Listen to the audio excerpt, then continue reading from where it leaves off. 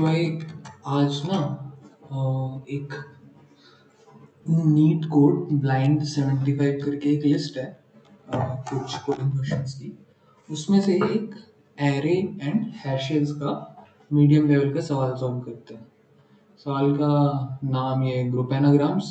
इसका लिंक जो है ये मैं नीचे आपको शेयर कर दूंगा डिस्क्रिप्शन में, तो वहाँ से उठा लेना। तो ट्राई करते हैं सवाल मतलब क्या है, कैसे बनाना है। तो कह रहा है कि given an array of strings, strings का नाम है str's, group the anagrams together, you can return the answer in any order. Anagrams group करना है, एक मतलब लिस्ट ऑफ स्ट्रिंग्स दिया जाएगा आपको, तो उन स्ट्रिंग्स को आपस में ऐसे मतलब क्या कहते हैं, उनका कुछ स्ट्रिंग्स का अलग अलग गुच्छा बनेगा एक तरीके से बोलो तो वो गुच्छा बनाना है। गुच्छा बनाने की कंडीशन क्या है कि ग्रुप दी एनाग्राम्स टुगेदर, कि उन गुच्छों में किसी एक सिंगल गुच्छे में जितने भी स्ट्रिंग्स होंगे वो सारे एनाग्राम होने चाहिए। एनाग्राम क्या है भाई? An anagram is a word और phrase formed by rearranging the letters of a different word or phrase using all the original letters exactly once। इतना लंबा चौड़ा जो लिखा है इसका मतलब ये कहना चाहते हैं कि सारे जो लेटर्स यूज हुए हैं किसी भी स्ट्रिंग में वो सेम लेटर्स यूज होनी चाहिए और उनका काउंट भी सेम होना चाहिए। मतलब जैसे एग्जांपल ले लेते हैं, ये वाला लेते हैं। तो इसमें देखिएगा आपके आउटपुट में नेट और टेन एक गुच्छे में है, एक जगह ग्रुप्ड है। एट, ईट और टी ये तीनों एक गुच्छे में है। तो अब नेट और टेन को ले लो। टी एन कितनी बार आ रहा है? इसमें एक बार आ रहा है, इसमें भी एन कितनी बार आ रहा है? एक बार आ रहा है। सेम ए भी एक बार इसमें आया है, एक बार इसमें आया, टी एक बार इसमें आया, टी एक बार इसमें आया। तो जो लेटर्स हैं उनका अरेंजमेंट आगे पीछे हो सकता है, ऑर्डर कुछ भी हो सकता है, लेकिन लेटर्स होने सेम लेटर्स यूज होने चाहिए और उनका काउंट भी सेम होना चाहिए। ये नहीं इसमें एक टी और लगा दिया, नहीं तो फिर यहाँ पे तीन टी रह जाएंगे। तो मतलब बेसिकली लेंथ ही बराबर नहीं होगी। तो एनाग्राम होने के लिए तो सबसे पहले लेंथ बराबर हो। लेंथ ऑब्वियसली लेंथ बराबर होगा ही जब आपके क्या कहते हैं डिस्टिंक्ट लेटर्स भी सेम हो और हर डिस्टिंक्ट लेटर का काउंट भी सेम हो। तो एनाग्राम बेसिकली हो गया कि आपको कोई स्ट्रिंग दिया गया है, आप उसके लेटर्स आगे पीछे जितने करने मर्जी कर लो, तो जो भी आपको निकल के आएगा वो आपके ओरिजिनल स्ट्रिंग का एनाग्राम ही होगा। ठीक है भाई, तो ये हो गया एनाग्राम। अब हमें करना क्या है? हमें एनाग्राम्स का गुच्छा बनाना है कि सारे एनाग्राम एक साथ हो। फिर ये तीनों एनाग्राम है, कैसे हैं? इसमें भी ए, टी और ई एक एक बार है, इसमें भी ए, टी एक और ई एक एक बार है। सेम यहाँ पे भी है। बैट का कोई एनाग्राम इनको मिला नहीं। तो अब ये कैसे खोजें? एक स्ट्रिंग्स का लिस्ट दे रखा है उसमें से कि कौन किसका एनाग्राम है, नहीं है। तो ये मैंने सॉल्व तो कर रखा है यहाँ पे, और ये चला के देखा तो टेस्ट केसेस तो चल रहे हैं। इसको सबमिट करके देखेंगे बाद में। पहले एक बार हम लोग शुरुआत से शुरुआत करते हैं इसके, ठीक है? तो ये कोड हटा रहा हूँ मैं पूरा, गया। अब करते हैं शुरुआत। तो सबसे पहले हमें दे रखा है ये स्ट्रिंग का लिस्ट, ठीक है जी, बढ़िया बात है, दे रखा है। अब हमें रिटर्न कैसे करना है? हमें लिस्ट ऑफ लिस्ट रिटर्न करना है कि एक बाहर वाली लिस्ट के अंदर ये छोटी छोटी लिस्ट और है। तो हमारा जो रिजल्ट है वो किस टाइप का होना चाहिए? रिजल्ट हमारा होना चाहिए array of a two dimensional array of strings, ठीक है जी। तो हमने इनिशियलाइज कर दिया एक empty two dimensional array of strings, ठीक है। अब क्या है? गुच्छा बनाना है भाई। गुच्छा बनाने के लिए कुछ कंडीशन होनी चाहिए। कंडीशन क्या है?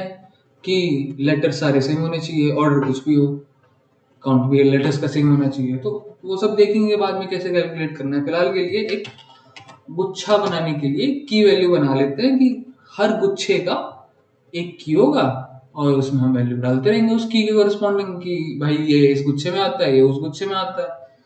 तो ये हमने रख लिया मैप ऑफ स्ट्रिंग, और हमारे हर गुच्छे में क्या जा रहा है? एक लिस्ट जा रहा है। हर की के कॉरस्पॉन्डिंग एक लिस्ट जाएगा, तो हमने वैल्यू जो हम डालेंगे वो एरे ऑफ स्ट्रिंग और की जो होगी वो हमारी, देखेंगे कि ये स्ट्रिंग क्यों रखा गया है, विल सी दैट। तो फिलहाल के लिए ये हो गया स्ट्रिंग, स्ट्रिंग ये भी हमने एम्प्टी मैप इनिशियलाइज कर दिया यहाँ पे। अच्छा, अब स्टार्ट करते हैं इटरेट करना हमारे ओरिजिनल लिस्ट पे। तो अच्छा, इटरेट करके हमें करना क्या है? इटरेट करके सबसे पहले देखेंगे कि जो भी वो स्ट्रिंग है वो उसके लिए कोई गुच्छा बना है कि नहीं बना। अच्छा, तो गुच्छे में ये जो बात हुई ना कि हमने की स्ट्रिंग क्यों रखी है, तो देखते हैं कि स्ट्रिंग हमने क्यों रखी है। गुच्छा पता कैसे करना है कि कोई भी जो गिवन स्ट्रिंग है वो किस गुच्छे में आएगा। ठीक है जी, तो उसके लिए सबसे पहले अपन क्या करेंगे, की बनाएंगे इसका। अच्छा, की बनाने के लिए सबसे पहले समझो इस बात को कि किसी भी स्ट्रिंग में अगर जो डिफरेंट डिफरेंट लेटर्स जो यूज हुए हैं उनका काउंट सेम है, उनका काउंट कहने का मतलब कि जैसे इसमें 3 डिफरेंट लेटर यूज हुए हैं, इसमें भी 3 डिफरेंट यूज हुए हैं, हालांकि इन दोनों को मैच नहीं कर रहे, इसमें ई है और इसमें एन है, तो जो भी एनाग्राम्स होंगे उनमें जो अलग अलग लेटर्स यूज हुए होंगे वो सेम लेटर्स यूज हुए होंगे। जैसे कि इसी में देखते हैं कि कौन कौन से लेटर यूज हुए हैं, ए टी और एन, इसमें भी ए टी और एन ही यूज हुआ है और उनका काउंट भी सेम होना चाहिए। तो मेरे दिमाग में ख्याल आ रहा है कि इसका मतलब कि हर एनाग्राम को अगर आप सॉर्ट करोगे तो मतलब फिर सॉर्टिंग की बात ही है ना, कि मतलब आपके पास कोई भी स्ट्रिंग है, आपने उसके लेटर्स आगे पीछे कर दिए थोड़े, तो कोई दूसरा स्ट्रिंग बन गया जो कि एक एनाग्राम है। और हमें तो यही खोजना है कि कौन कौन से एक दूसरे के एनाग्राम है। तो अगर आप सबको सॉर्ट कर दोगे तो आपने वो जो रैंडमनेस थी ऑर्डर ऑफ लेटर्स की वो हटा दी। तो सॉर्ट करने के बाद मतलब क्या होगा कि हर एनाग्राम एक सिंगल स्ट्रिंग में कन्वर्ट हो जाएगा। कैसे जी? इसी को लेते हैं ए टी और एन। तो नेट का क्या हो जाएगा, नेट का हो जाएगा ए टी एन। ठीक है, अच्छा इसके गुच्छे में दूसरा कौन सा है वो देखते हैं। इसके गुच्छे में दूसरा है टेन है। ठीक है जी, तो टेन को भी जब आप क्या कहते हैं ऑर्डर में सॉर्ट करोगे, जो असेंडिंग में कर लो या तो मतलब डिसेंडिंग कर लो, मर्जी है आपकी। तो हम असेंडिंग में रख रहे हैं, तो इसको भी अगर आप असेंडिंग में सॉर्ट करोगे तो ये भी एटीएन निकलेगा। तो मेरे दिमाग में यही समझ में आ रहा है कि अगर आपको ये पता करना है कि कोई दो स्ट्रिंग जो है वो एक दूसरे के एनाग्राम है कि नहीं, तो आप उनको सॉर्ट कर दो और देख लो सॉर्ट करने के बाद सेम आ रहा है नहीं आ रहा है। तो इसीलिए हमने जो हमारा मैपर था, ये जो पता करना है कि कौन से गुच्छे में आ रहा है नहीं आ रहा है, उसकी की हमने एक स्ट्रिंग ही रखी थी, अंत में मिलना हमें स्ट्रिंग ही है। ठीक है, तो देखते हैं अब क्या करना है, इसका कैसे करना है। अच्छा, तो अब जो भी हमारे पास स्ट्रिंग आ रहा है, अभी फिलहाल कौन सा है, आई वाला है ना। जो भी स्ट्रिंग आ रहा है सबसे पहले हमें देखना है कि उसका की क्या होगा। ठीक है, की निकालने के लिए चार्स बराबर, अच्छा क्या है कि एक सिंगल स्ट्रिंग को सॉर्ट करने का ऐसा कोई मतलब लाइब्रेरी वगैरह मिला नहीं, तो अभी हम लोग खुद से लिख रहे हैं इसके लिए थोड़ा code. strings dot split strsi split कर दिया। अब क्या करना है, चार्स बराबर sort dot strings चार्स, और उसके बाद our key would be strings dot join chars। Ji confirm कर लो, sort dot strings, अच्छा सही है, strings dot join से फिर ज्वाइन हो जाएगा। चला के देख ही लेंगे। तो घूम फिर के ये क्या कर रहा है ये, अच्छा यहाँ हमने किया क्या है कि हमारे पास जो है, हमारे पास स्ट्रिंग सॉर्ट करने का नहीं है, लेकिन हमारे पास एरे ऑफ स्ट्रिंग सॉर्ट करने का पहले से बना हुआ मेथड है। ठीक है, तो इसलिए हमने क्या किया, हमने अपने स्ट्रिंग को एरे ऑफ स्ट्रिंग्स में कन्वर्ट कर दिया। यहाँ पे देखेंगे हर सिंगल कैरेक्टर को स्प्लिट करके ये एरे ऑफ स्ट्रिंग बना दिया, और हमने एरे ऑफ स्ट्रिंग को फिर सॉर्ट किया और फिर अंत में उस एरे को एक सिंगल स्ट्रिंग में कन्वर्ट कर दिया। तो ये बन गया हमारा सॉर्टेड की। अब जो भी हमारे पास स्ट्रिंग आई है, वो अगर किसी और का एनाग्राम है तो दोनों की मैच होनी चाहिए। तो अब हम कुछ नहीं करना, अपने मैपर में खोजना है इफ ओके मैपर माने माने कि अगर हमारे मैप में अगर ये ओके आता है, इसका मतलब कि कोई ना कोई वैल्यू हमने इसकी के अगेंस्ट डाल रखी है, पहले हमें कोई एनाग्राम मिल रखा है, और ओके नहीं आता है, इसका मतलब कि पहली बार आया है जी ऐसा कोई इस गुच्छे का, इस बंडल का जो है ये पहला स्ट्रिंग है। अच्छा, तो अगर ना मिला तब क्या करना है जी? अगर ना मिला तो फिर हम इसकी के अगेंस्ट ये पहले वैल्यू डाल देंगे। एक एरे बनाई, एरे ऑफ स्ट्रिंग, और इसमें हमने हमारी जो ओरिजिनल वैल्यू थी वो डाल दी। अगर मिल गया तो क्या करना है? अगर मिल गया उस केस में हम क्या करते हैं, जो नई वैल्यू है वो हमारे बनी बनाई लिस्ट में ऐड कर देंगे, और क्या करेंगे, तो हमारी बनी बनाई लिस्ट ये है ही।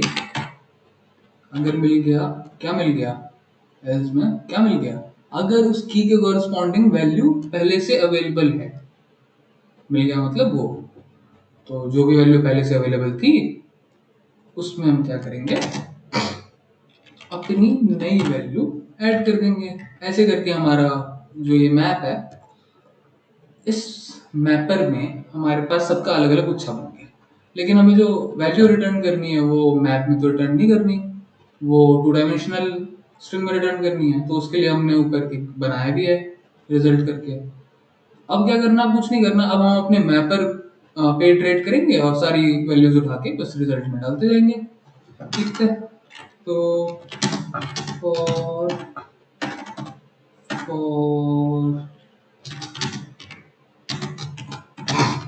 range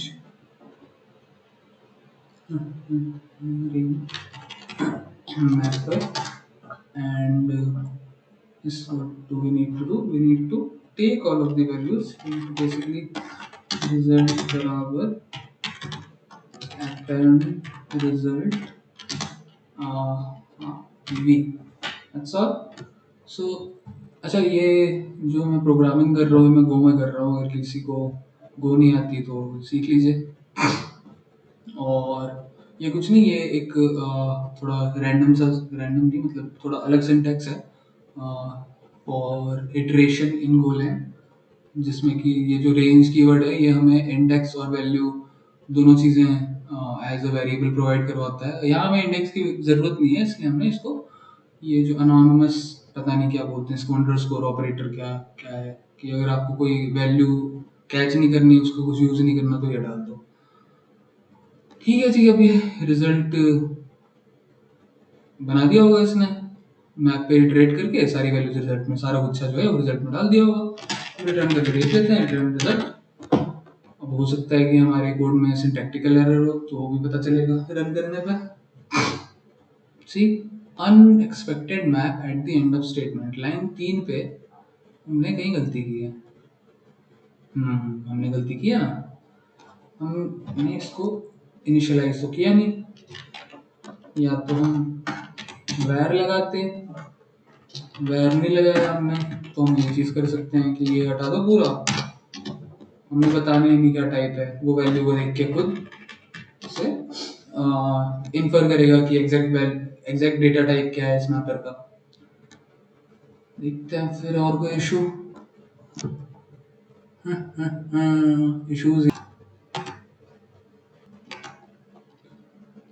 हाँ, तो ये क्या था, ये एस छूट गया था मेरा, इसलिए ये नहीं चल रहा था। और यहाँ पे भी हमने जो की वेरिएबल इनिशियलाइज किया है, तो अगर आप पहले वार नहीं लगाते तो आपको ये कॉलन देना पड़ता है इक्वल टू के साइन से पहले। लाइन 10 11 13 हर जगह इशू है। 10 पे देखते हैं 11 13 see there are any more issues